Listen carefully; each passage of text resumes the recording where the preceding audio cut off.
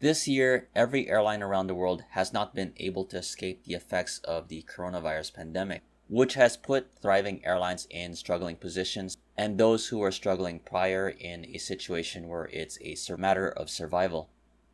As airlines are announcing their restructuring plans, a few others are staring at the possibility of actually teaming up with fellow competing airlines from their own countries. A prime example of this is unfolding in South Korea, as it has been reported by local media outlets that Korean Air is planning to buy a controlling stake in rival Asiana. Reported by outlets such as the Nikkei Asian Review and the Korea Herald, Korean Air's parent company Hanjin KAL is planning to make a bid for its smaller rival Asiana, reportedly worth around 1.8 trillion Korean won. This deal would not only see Korean Air take over a majority stake of over 60% in its smaller rival, it will also have the backing of the South Korean government through the Korea Development Bank, which also happens to be Asiana's main creditor. Along with a majority stake in Asiana, Hanjin KAL would get a cash injection of around 800 billion Korean won, which would lead to Hanjin KAL participating in a 2.5 trillion won worth of a stock sale by Korean Air. This is a major deal not just for the aviation industry in Asia, but also among South Korea's chaebols, as Asiana is a flagship property of the Kumho Group in South Korea. However, in recent years, Kumho Group has had to deal with Asiana's financial struggles, and there was a previous deal to sell the airline's majority stake to another company, notably a consortium led by the Hyundai Development Corporation and Mirai Asset Group late last year. Fast forward to 2020 and things have certainly changed with the coronavirus pandemic affecting the value of Asiana, which led to the Hyundai Development Corporation demanding a renegotiation on the terms of the agreement. That led to the deal falling through, and since then, the Korea Development Bank has overseen the process to find a new majority stakeholder for Asiana. With that leading up to this announcement, the name of Korean Air was surfaced as a potential buyer for the majority stake, though it is important to note that this is not a final deal yet, as the proposal is subject to review by the South Korean antitrust regulators. This leads up now to the conversation of what would happen if this deal is finalized.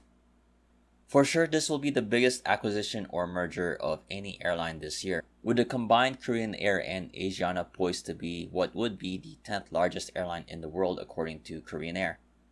Based on reports of the fleet numbers by plane spotters, the Korean Air fleet has around 170 aircraft while Asiana has 80, so the combined fleet would have around 250 aircraft, with a wide variety of Boeing and Airbus aircraft. The combined supercarrier would also see a majority presence in both of the hubs in the Seoul area, notably Incheon and Gimpo, covering a wide variety of destinations throughout the world and at home within South Korea. Domestically, the deal would involve the ownership of Air Seoul and Air Busan, both of which Asiana has significant stake in.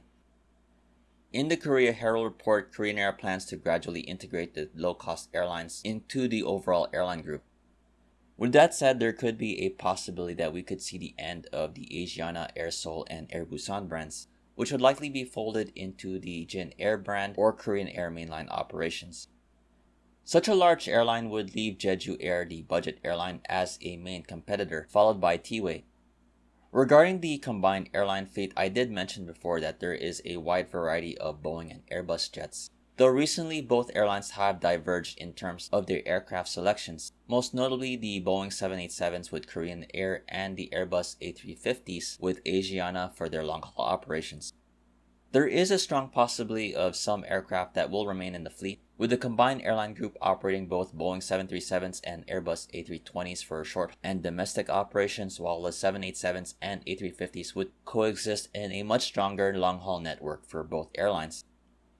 If these two airlines were to fully merge, some of the aircraft that I could see being phased out by the combined airline group would be the Asiana Boeing 747s and the 767s, which have been in service with the airline for over 2 decades.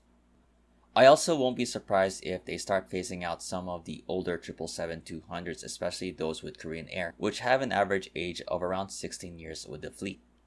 And then we get to the Airbus A380 Super Jumbos, which both airlines do have.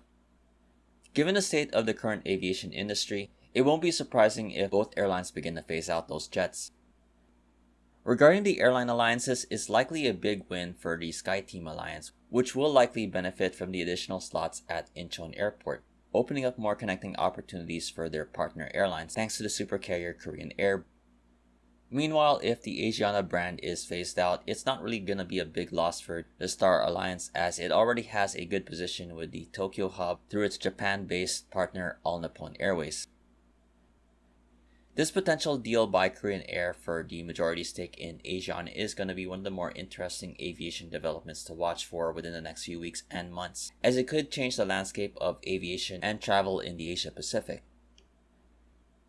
What are your thoughts on the possibility of Korean Air forming what could be a Korean-based supercarrier through the acquisition of a majority stake in its rival Asiana? I definitely would love to hear your take, but in the meantime, I definitely thank you for watching this video. If you liked it and enjoyed it, please like, comment, share, and subscribe.